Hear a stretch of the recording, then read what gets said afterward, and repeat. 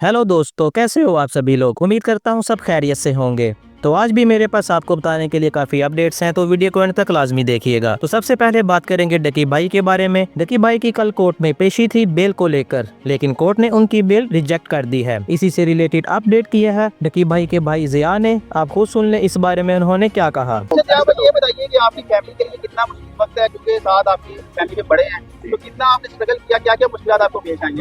बिल्कुल मुश्किल है हमारे लिए। जिंदगी में हमने कभी इस तरह का ना सोचा था कि और ना हमारा कभी एक्सपीरियंस था। हमारे लिए एक नया वाक़या है, लेकिन अल्लाह ताला की आज़माइश होती है हमें मजबूत करने के लिए, साथ को मजबूत करने के लिए। साथ में बहुत ज़्यादा सब्र है, साथ में बहुत ज़्यादा सब्र है। उसने मुकम्मल ताउन किया इदारों का, और उसके साथ साथ आपने देखा होगा उसने कोर्ट में भी फिजिकल रिमांड के दौरान इसने स्टेटमेंट दी थी कि ये अपनी इन्वेस्टिगेशन पूरी कर लें। ये साथ की अपनी मर्जी से थे। मेरी मुलाकात हुई थी साथ के साथ, और साथ क्योंकि अपने वो कॉन्फिडेंट था अपनी इनोसेंस में। जो बंदा अपनी इनोसेंस में कॉन्फिडेंट होता है वो बंदा कहता है कि जितनी इन्होंने इन्वेस्टिगेशन करनी है कर ले।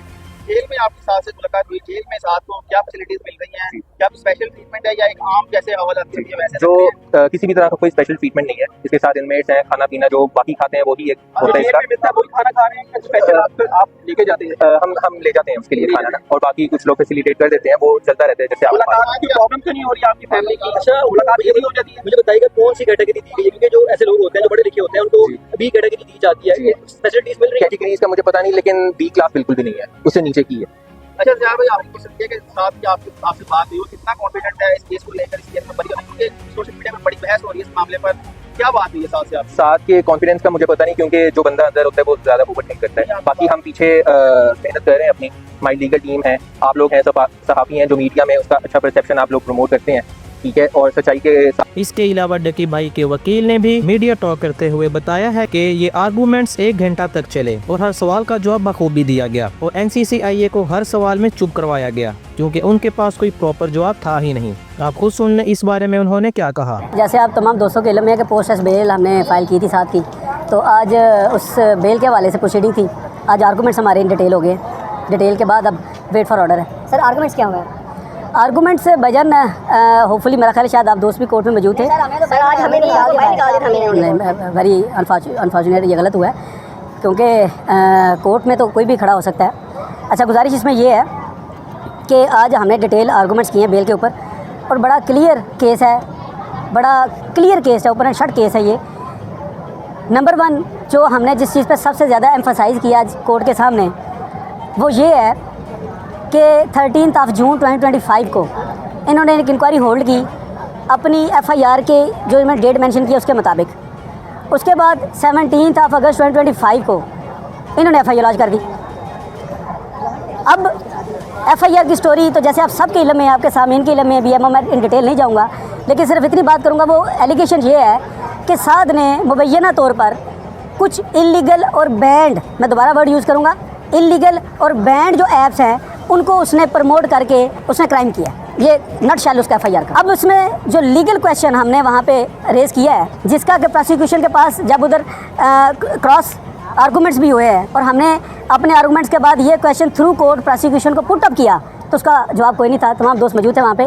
वो सवाल ये है कि ये जो ऐप्स हैं बाई नामो एंड सो, ये पता नहीं कि वो गलत काम कर रहे हैं नहीं कर रहे, ये हमारा मौजू ही नहीं है। मौजू ये है कि क्या पाकिस्तान में जो हमारा लॉ ऑफ लैंड है, इन तमाम चीज़ों को सामने रखते हुए इन ऐप्स को पाकिस्तान में पहली दफ़ा कौन सी डेट को बैन और इलीगल डिक्लेयर किया गया। तो चलिए अगली न्यूज़ की तरफ चलते हैं। तो बात करेंगे रजब भट्ट और फातिमा खान के बारे में। जैसा कि आपको पता है कि रजब भट्ट और फातिमा खान की कंट्रोवर्सी के बारे में, जैसा कि मैंने आपको अपनी पिछली वीडियो में बताया था कि रजब भट्ट ने फातिमा खान को एक्सपोज करने की वीडियो शेयर की कि फातिमा खान को एक्सपोज करना चाहिए या नहीं। इसी के बाद फातिमा खान ने भी इस बात का रिप्लाई करते हुए कहा है कि मैं किसी से नहीं डरती, अगर एक्सपोज किया तो मेरे पास भी बहुत कुछ है दिखाने को। इसके बाद रजब भट्ट ने फिर से फातिमा खान को रिप्लाई किया है कि इस जैसी लड़कियां 150 रुपए में मिल जाती हैं। आप उनकी वीडियो का ये क्लिप देखें। इसकी कीमत 45 लाख रुपए है। बकौल उनके आप 45 लाख की घड़ी की बात कर रहे हैं, मैं इसको 45 रुपए ना दूं।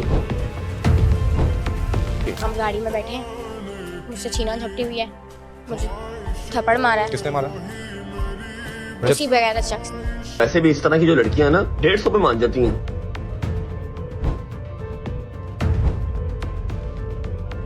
आज रात को ही सरप्राइज में एक्सपोज कर दूंगी और उसका पोस्टमार्टम मैं कर दूंगी। 1 2 तो अभी रिसेंटली दोबारा से फातिमा खान का पॉडकास्ट आया है जिसमें वो फिर से रजब भट्ट के रिलेटेड बात करती हैं और उन पे बहुत हैवी एलिगेशंस लगाए हैं। फातिमा खान ने बताया है कि रजब भट्ट लड़कियों के जिस्म को नोचता है। रजब भट्ट की एक रात भी शराब और लड़की के बगैर नहीं गुजरती। इसके अलावा उन्होंने रजब भट्ट की 150 रुपए वाली बात का भी जवाब दिया। मैं आपको उनकी पॉडकास्ट का छोटा सा क्लिप इधर प्ले करके दिखा देता हूँ, आप खुद सुन लें इस बारे में उन्होंने क्या कहा। आपको रजब भट्ट का कैरेक्टर कैसा लगता था? कैरेक्टर लेस, मकसद क्या था उसका? मिसयूज। उसने कोशिश की, जाहिर सी बात है, कामयाब हुआ? इसीलिए तो मैं आई हूँ, मुझे उसके लिए लीगल एक्शन लेना है। कामयाब हुआ था वो? हाँ, तो रजब कट कर दीजिए। नहीं कोई मसला नहीं, वो मैं आपने नाम नहीं लेना चाहती ना, जिसका नाम आपने अपने हाथ पे लिखाया हुआ है। लिखवाया था। मैं अपना जबान अब गंदा नहीं करना चाहती। देखिए वो जो इंसान है ना, वो गिरगिट है, यूं रंग बदलते हैं उसके यूं। क्या कोई कस्में भी खाई गई थी? ऐसे ही खा लेते हैं, आपको पता है ना। कस्में नहीं हो गई, दवाई हो गई। रजब को आपने रिमूव करके आपने जी, ईगल बना लिया। ईगल। चील क्यों बनाया जी? चील क्या करती है? गोश्त, इंसानी वो इंसानी गोश्त नोचती है, जी, इसने भी इंसानी गोश्त नोचा। जी ऐसा ही है। तो उन्होंने ये कहा था कि उनकी शादी जबरदस्ती हुई है। रजब ने खुद कहा था। कुछ लोग झूठ भी बोलते हैं, कहीं आप उनको डिफेम करने के लिए। लड़कियां तो थोड़ी सी होती हैं सेंसिटिव कि अगर कोई मर्द थोड़ा सा बोल दे कि हाँ जबरदस्ती हुई है, मैं तो मजबूरी में रह रहा हूँ। इसके अलावा फातिमा खान ने कहा है कि मैं रजब भट्ट से कुछ नहीं चाहती, बस इतना चाहती हूँ कि वो माफी मांग ले और जो बातें उन्होंने मेरे करैक्टर पर की हैं वो बातें वापस लें और मेरा करैक्टर साफ करें, अदरवाइज मैं उन पे लीगल एक्शन लूंगी। आप उनका ये क्लिप देखें। फातिमा आप चाहती क्या? वकील आपके साथ है। हमने इससे पहले, सॉरी टू से मैं आपको नहीं कह रहा, हमने इससे पहले माजी में बड़ी बड़ी नाम अदाकारों को भी देखा है, इल्जाम तराशी की है और at the end under the table settlement हो गई है। या वो डर के पीछे हट गई हैं या वो वैसे पीछे हट गई हैं। मेरी सेटलमेंट का यही है, अगर वो सेटलमेंट करना भी चाहते हैं तो अपनी गलती माने, माजरत कर लें। देखिए आपका रिश्ता, क्योंकि उन्होंने शुरुआत की है मेरे कैरेक्टर पे इस बात उठा के, वो अपने अल्फाज वापस ले लें, मेरे कैरेक्टर को क्लीन करें। अच्छा आपका रिश्ता शुरू हुआ था निकाह के ऊपर। अगर वो आपको निकाह की ऑफर देते हैं, नहीं, डायरेक्ट नहीं, इस्लाम में नहीं। लाना चाहते हैं, मुझे नहीं चाहिए इस शख्स का साथ, अगर वो मेरे कैरेक्टर पे बात ना करते। इससे पहले आपकी एक वीडियो भी लगी कि मैंने जो इनके खिलाफ जो प्रोग्राम मैंने वो बात, मैंने माजरत भी कर ली थी। मैंने कहा था चलो अगर मेरी किसी बात से दिल आजारी हुई है तो मैं माफ़ी मांगती हूँ, ठीक है। मेरी लास्ट पॉडकास्ट में ये बात है, लेकिन उसके बाद इन लोगों ने विद इन 1 वीक बाद के एक लड़की है जो थम ही नहीं रही है, जबकि मैं सारे मैटर क्लोज कर चुकी थी, सब कुछ रिमूव कर चुकी थी, किसी के नाम लेना बंद कर दिया था, लेकिन फिर उन्होंने खुद कंट्रोवर्सी। इसके अलावा फातिमा खान ने बोला है कि रजब भट्ट जो इतना उड़ रहा है, अगर मैंने एक्सपोज किया तो मेरा कुछ नहीं जाएगा, घर रजब भट्ट का खराब होगा। आप उनका ये क्लिप देखें। शाहिद भाई आप 45 लाख की घड़ी की बात कर रहे हैं, मैं इसको 45 रुपए ना दूं, और वैसे भी इस तरह की जो लड़कियां ना वो 150 में मान जाती हैं, मैक्सिमम 150। आपके बारे में तो ये बस ने कहा कि ऐसी लड़कियां तो 150 रुपए में आती हैं। उस पर मैं ये बात करती हूँ कि मेरे पास इतने प्रूफ्स हैं, मेरे साथ वीडियोस वगैरह, ये 150 रुपए और मेरे कैरेक्टर पे बातें हुई हैं। तो जब पता था, चलो मान लेते हैं, अगर पता था कि इतना ख़राब कैरेक्टर है तो तुमने इतनी क्लोज वीडियोस पार्टी में करते हुए और जो है वो नॉर्मल बैठे हुए बेडरूम से सोते नींद से उठ के कैसे बना ली? ऐसी लड़की से तो बंदा दूर भागता है ना। बिल्कुल। और बल्कि मीडिया इन्फ्लुएंसर है, ब्लॉगर है, वो तो ज़्यादा दूर भागेगा। जब आपके साथ क्वालिटी टाइम गुजारा उसने, कुछ वीडियोस बनाई उसने मोबाइल पे। अलिफ नंगी बैठी हूँ का वीडियो, मैं एक रात बहुत रोई जिस दिन मुझे इनके उससे मैसेज आए स्नैपचैट से कि तुम तो ये हो, तुम तो वो हो। मेरा तो ये काम है, मैं तो करता ही ऐसा लड़कियों को टैग करके। वो तेरी है शक्ति कपूर, वाओ। तो मैं तो हुई ऐसा और आगे से मुझे गाली दी, ठीक है। और फिर स्नैपचैट मेरे दिमाग में उस टाइम मैं रो रही थी तो मैं एक स्क्रीनशॉट ले सकी, बाकी से फटाफट उसने फटाफट मुझे ब्लॉक कर दिया। और इसके अलावा फातिमा खान ने रजब भट्ट के टैटू से रिलेटेड भी बात की और हैदर शाह की गर्लफ्रेंड का भी जिक्र किया। आप उनका ये क्लिप देखें। तो हैदर शाह की जो गर्लफ्रेंड है उसके यहाँ हैदर लिखा हुआ है, लेकिन वो कभी उसने एक्सपोज नहीं किया, कभी बताया नहीं। आप वीडियो चेक करें, आपको मिल जाएगा, ठीक है। तो रजब कट कर दीजिए। नहीं कोई मसला नहीं, वो आप मैं नाम नहीं लेना चाहती ना। तो उस बंदे ने कहा कि उसकी गर्लफ्रेंड ने नाम लिखवाया हुआ है, जिसका नाम आपने अपने हाथ पे लिखाया हुआ है। लिखाया था। आज आप कह रही हैं आप उसका नाम नहीं लेना लिखवाया चाहती था। क्या इस नाम से इतनी की नफरत कि आप उसका लिखवाया नाम लेते हुए था। आपकी आंखों में गुस्सा उतर है? हाँ। रजब को आपने रिमूव करके आपने ईगल बना लिया। ईगल। क्यों बनाया जी ईगल? चील क्या करती है? गोश्त, इंसानी वो इंसानी गोश्त नोचती है, जी, इसने भी इंसानी गोश्त नोचा। जी ऐसा ही है। तो चलिए अगली न्यूज की तरफ चलते हैं। अल खिदमत फाउंडेशन के एक वर्कर मलिक हामिद के बारे में है। मलिक हामिद को एक आवारा कुत्ते ने काटा था जब वो डेरा गाजी खान में फ्लड रिलीफ के फराइज सर अंजाम दे रहे थे। उनकी एक वीडियो बहुत ज्यादा वायरल हो रही है जिसमें वो बहुत बीमार नजर आ रहे हैं और अजीब हरकतें कर रहे हैं। अल्लाह पाक उनको जल्द सेहत याब करे। आप उनकी ये वीडियो देखें।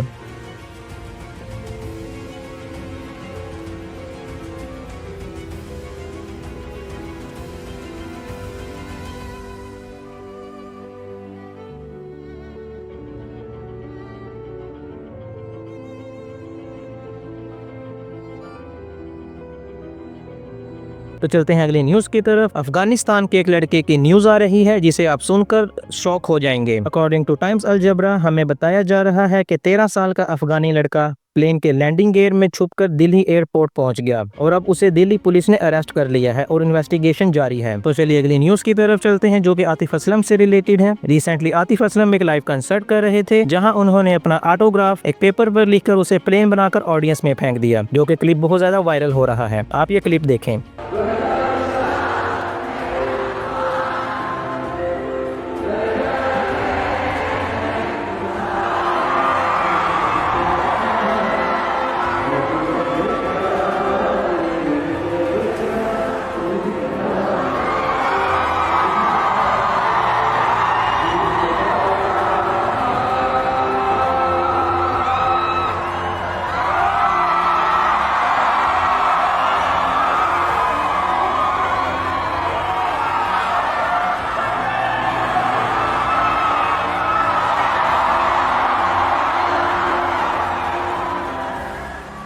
चलिए दोस्तों, आज के लिए बस इतना ही। अगर वीडियो अच्छी लगी हो तो वीडियो को लाइक करें और चैनल को सब्सक्राइब करें। मिलते हैं ऐसी अगली वीडियो में। खुदा हाफिज। मान ले सब वो जा चुके हैं जो भी तेरे आसपास थे। रुकना होता तो मैं पहले ना रुक जाता, यूं ही जिंदगी से लड़ता नहीं मैं 5 साल से। आजकल मेरे गमों की बधाई मिले, इन्हीं गमों के सहारे से कमाई मिले, और कमाई को उड़ाता हूँ नशे में, क्योंकि गम इतने ज्यादा कि अब नशा ही दवाई लगे। होश खो के अपना पैन खोजता हूँ।